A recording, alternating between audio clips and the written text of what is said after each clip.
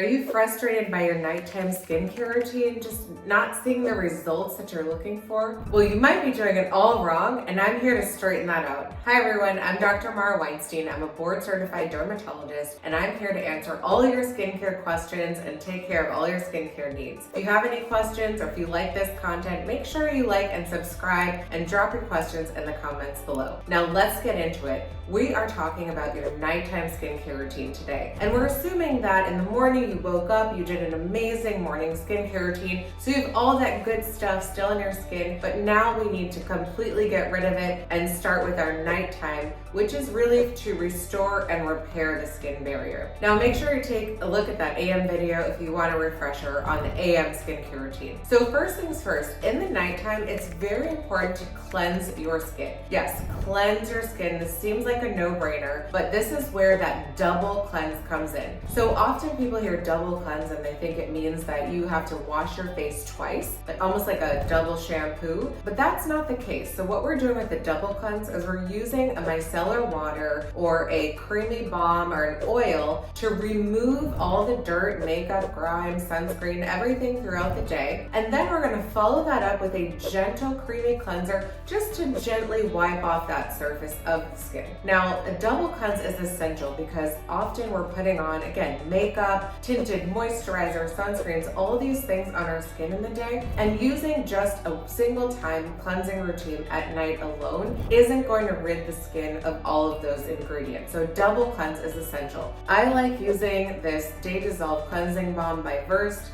This has been my go-to lately. There are also other options. There's a wonderful cleansing balm by Clinique. There are also many cleansing oils out there, and I'll put a list of some suggestions in the notes below, so make sure you check those out. If you prefer a balm, or if you, let's say you have oily skin and you just don't want to put oil on the skin, I'd go for a balm or a micellar water. Now, if you like that feel of oil and sort of putting that on dry skin and then following up with a gentle cleanser, then that might be the best process for you. Now, when you say gentle cleanser, what does that mean? So I mean a cleanser without exfoliants, without acids, without any extra ingredients. So I've been using this nice one by Prequil. It actually is glycerin based, it's non-drying, and it can be used on your face and body. It has glycerin, oat, aloe, inulin, and arginine. So this is a really nice, gentle cleanser that you can use for your face and body as part of your nighttime skincare routine.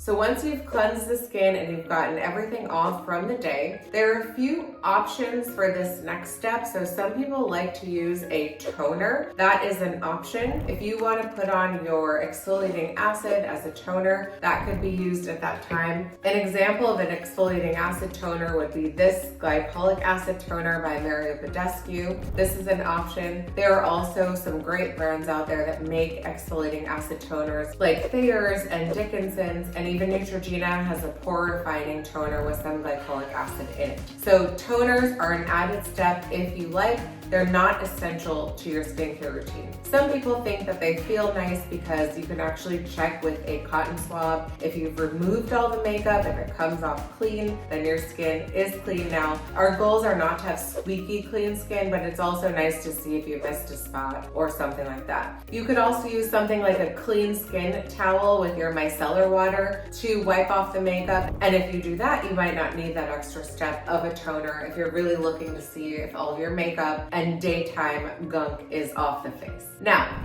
in general, for skincare routines, we want to apply thinnest to thickest. And so you just washed your face, you may or may not have used a toner. The next step is the thinnest thing in your skincare routine, which is probably a serum. And in my personal skincare routine, I use two different serums. So the first one is this P-Teox by SkinCeuticals. This is a peptide-based serum for correction, and what I find is it prolongs the results of any sort of neuromodulators that you've had on your face, and also prevents lines from forming in common expression areas like your nasolabial fold or under your eyes. So I love using this as the next step in my nighttime skincare routine. And again, I'll put all the links in the notes below. Now, if you're someone like me and you're prone to a little bit of hyperpigmentation or pigmentary issues, I also like using this serum. This is Unspotted 4X by Lion Pose. It's available at Sephora. It's developed by Dermatologists of Color. So this is chock full of wonderful ingredients like glutathione, lactic acid, glycolic acid, tranexamic acid, and I actually use this as a spot treatment to the areas that I'm prone to hyperpigmentation. So this is the next step,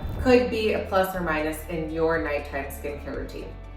Now, when we talk about the actives, the workhorse, what you really want to not miss in your nighttime skincare routine, it's your retinoid. So I prefer using a prescription retinoid or vitamin A derivative. This is what's going to be, again, like your liquid gold. It's going to promote cell turnover, prevent the development of fine lines and wrinkles, help with pigmentary issues, but this really does require some finesse in terms of starting it and integrating it into your skincare routine. And I'm working on a whole video dedicated to the proper use of retinoids, but for the purpose of this video, your retinoids would be your next step. Key with retinoids, you want to make sure that if you don't have any serums, let's say, and you just washed your face, you want to make sure your skin is completely dry before applying your retinoid. Now, typically we talk about doing a pea-sized amount, doing a dot on each quadrant of the face, and then rubbing it in. For me, it's just easier to say one pump. So in this case, we do one pump and we apply it all over the skin.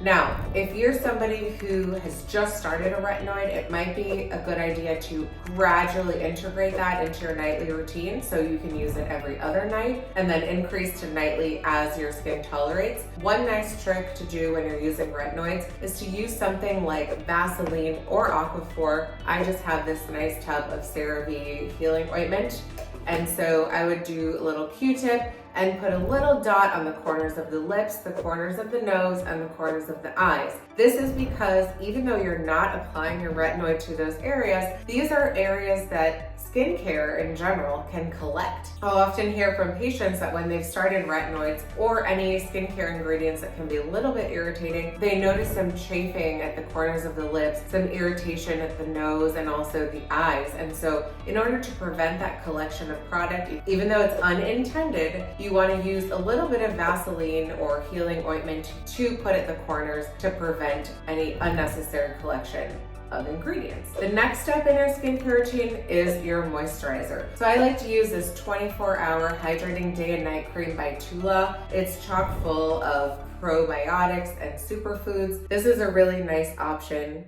There are also some great night creams out there by SkinCeuticals. One of my favorites is the Triple Lipid Repair. There's also the Blur and Repair Cream by Dr. Dennis Gross, and we'll link all these products below as well. So again, next step is your night cream. This is going to be tailored to your individual skincare needs. So again, if you're getting really dry from your retinoids, you want to use something a little bit thicker, preferably something in a jar. If you feel like you're oily and you don't really need that much cream at night, then you can use something in a pump. That is perfectly acceptable as well. The last part of your skincare routine is eye cream. So I am a firm believer that eye cream should be used day and night. I've been using this Renewal Eye Cream by Epion's. I love it. It's lightweight and you can really just kind of pat it under the eyes at night as your last step. It's not hard to believe that your eyelid skin is much thinner than the skin on the rest of the face, and so using creams that are specifically tested to properly penetrate without irritating that delicate skin under the eye is super important. Now, you could just use one of your normal moisturizers and kind of bring it up to the under eye area, but we don't know how well it's penetrating, and we also don't know whether or not it's going to be irritating to that delicate skin area. Some ingredients to look for in eye creams might be caffeine, retinoids, soy extract, licorice green tea extract, things that help to reduce puffiness. So those are some really nice ingredients. Everything except the retinoid can be used in the morning, and then the retinoid, if you have a retinoid-based eye cream, I would use it at night. The most important thing with eye creams is just trying a little bit in that delicate eyelid area and seeing if it is bothersome. Does it sting? Does it burn? Does it cause redness? If it does, it's something that I would cap and return, because if you're allergic to something, you're not going to use it, and you shouldn't be trying it out on the skin. Typically with eye creams, you'll know right away if you're going to tolerate it, and so that's a good test. Okay, so to review, in the nighttime skincare routine, we're going to do a double cleanse where I'm going to use micellar water, a cleansing balm, or an oil-based makeup remover, followed by a gentle cleanser. That's number one. Next is the bonus, whether we want to use a toner or a facial essence. That is the optional step. The next optional step is going to be serums. So if you have specific areas on the skin that you want to target, you can use your serums that help with pigment or help with fine lines and wrinkling. So those are going to be your next steps. Then you're going to use your active. So if it's a retinoid or a retinol, that's up to you. That's kind of what you decide to start with on your skin. And so you use your retinoid and then your moisturizer. So nighttime skincare made simple. It doesn't have to be complicated. If you liked this video and thought it was helpful, make sure you share with a friend, and make sure you like and subscribe below. And don't forget to drop your comments below. Those are really helpful, and I'll make sure to reply to you as soon as possible. Thanks for hanging with me. Take care.